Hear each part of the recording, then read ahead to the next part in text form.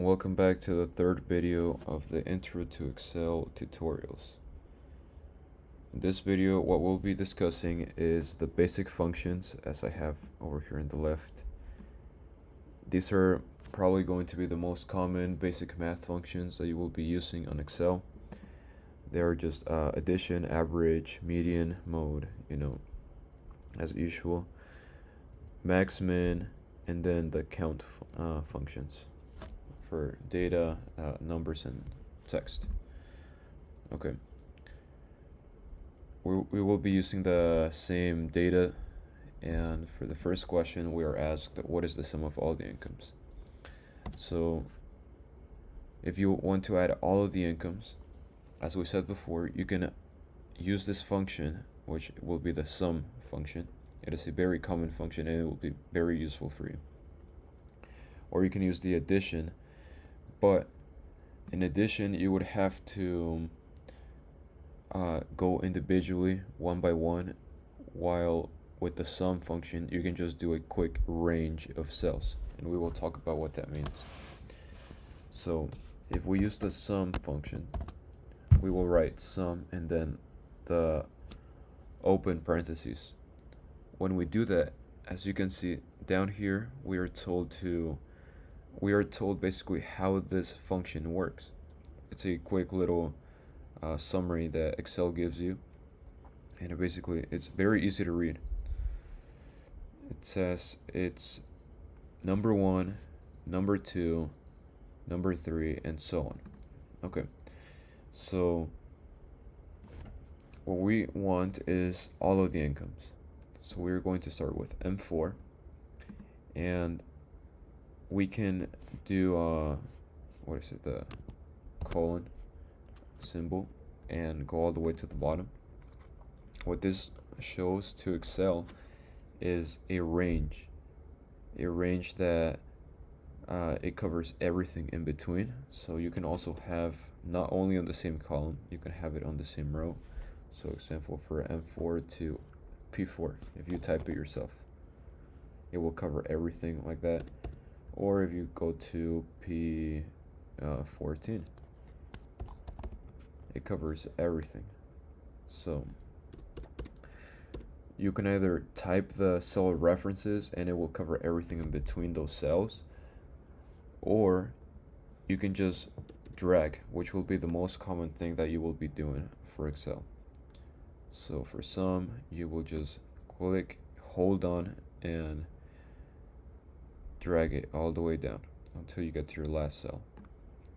As soon as you do that, you can either close it. For some of these functions, if it's like a simple one like all of these that we'll be discussing in this video, if you don't close the parentheses, then Excel will still recognize what you want to tell it. So if I just keep it open like this, Excel automatically finishes it for us.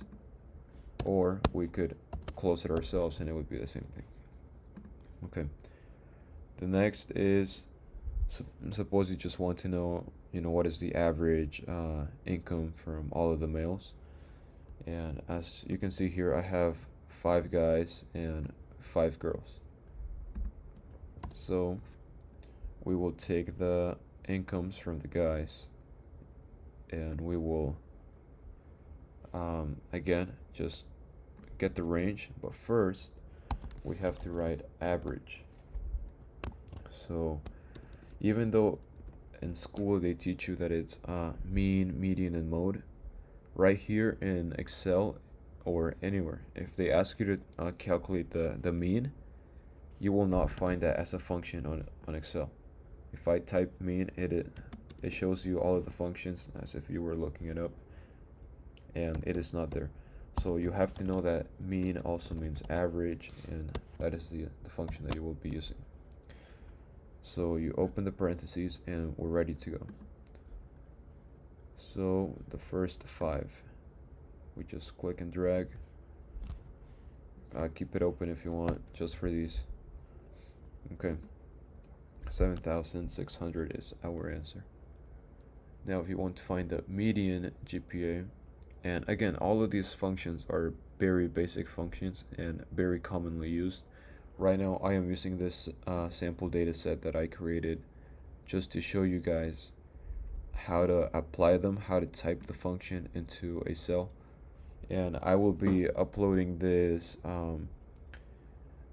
first exercise workbook, as you can see on the top, to like I will be uploading it on the description with blank answers so that you can follow along if you want with the video, and just make sure that you know how to use all of these functions.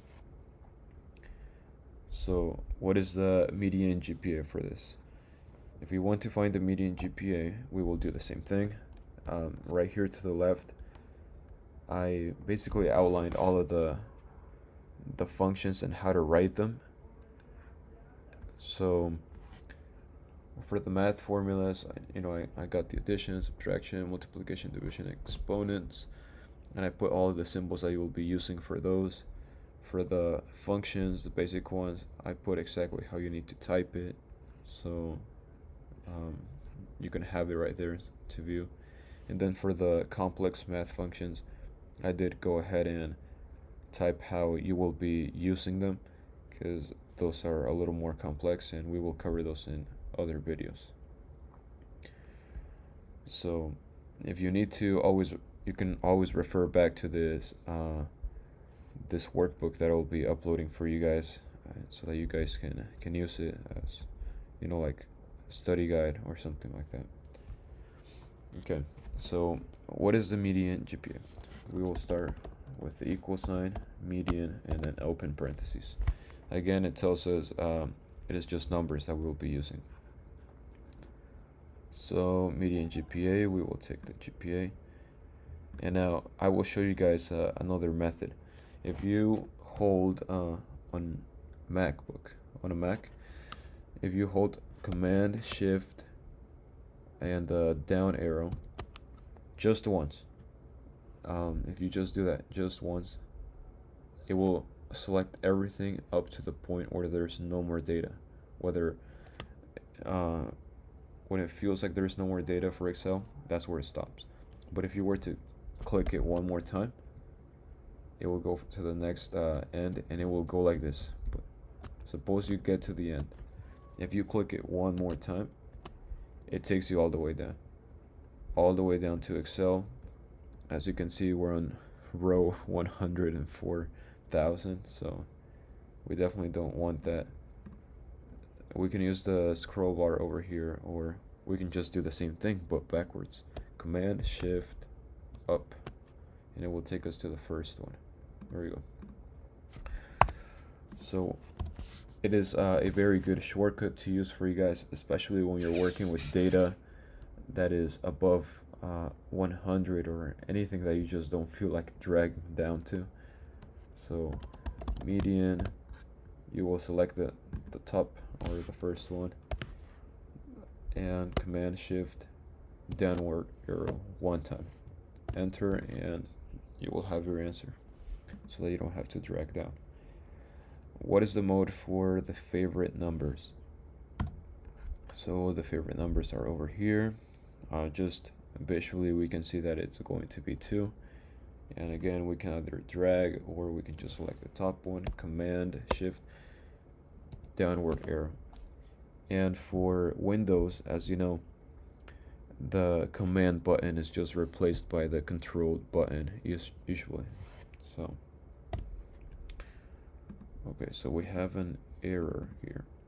Okay, we forgot to write the name of the function, so we need mode, and then we can start it. So yeah, that was my mistake. And as you can see, if you make typos, if I even misspell this for whatever reason, it will not recognize it or anything. So always make sure that you are not making typos in these functions for Excel. It's very important that you have it exactly how you want it. Okay, so what is the max for all of the incomes? For the max of the incomes, we will select everything, but then again, we need to write max. Always start your functions writing the name of the function, or the way that it's written. We select the whole chunk of data. Click enter, we have 30,000. Visually, we can also see it checks out. 30,000 is the highest there. For the minimum, we will select the same thing. Minimum for all the incomes. Oh, I keep forgetting. Minimum is min for the function. So you select everything, and you get 3,000. And now the count functions are very useful functions. However, these are the more basic types. We will cover the more complex ones down here on another video, but the count functions are very useful. The first type is the just straight up count. So we will write count, open it, and it's values, like it says, it's numbers basically. If we use the count function, we will basically be asking Excel to count the number of cells that we're asking it to.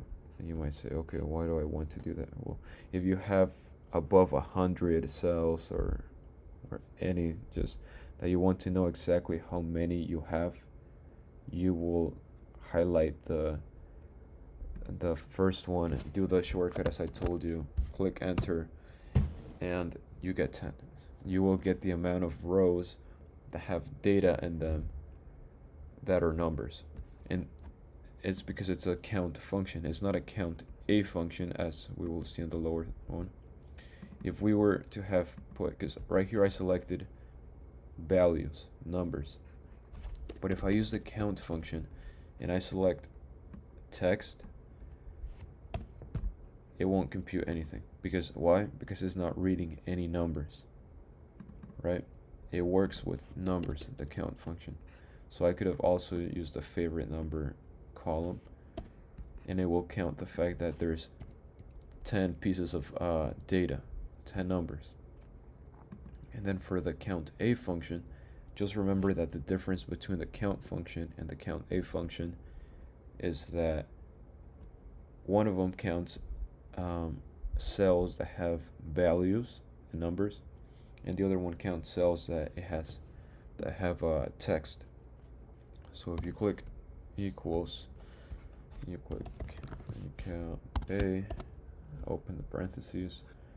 It also says values if you saw, but it's text, because if I were to choose numbers again, okay, well, it also works, I guess. Count a, you will only use it whenever you need text. Why? Because count does not work for text. So I will show you again, but for text, this is pretty much the only reason you would need to use count a, if you only have rows with text, and it will always give you the right answer. So I'm guessing count a is just looks whether there's anything on the cell. So yes, count function when there's numbers, count a when there's text, or pretty much anything, as you guys saw. And that will be it for this video, guys. Make sure you don't make typo errors, especially when we get to these functions, and whenever we get to the complex ones, there will be many ways you can make typo errors on those. If you make sure that you type them correctly, if you always start with the equal sign, write down the function before you start, open the parentheses. It will always give you a quick little summary of how the function is used right under as soon as you type the function. And if you just follow that, most of them are self-explanatory, so if you can just follow that and then close the parentheses, or if it's a simple function then you don't have to, then you will be good to go. So right now we just covered these basic math functions that you will be using for pretty much anything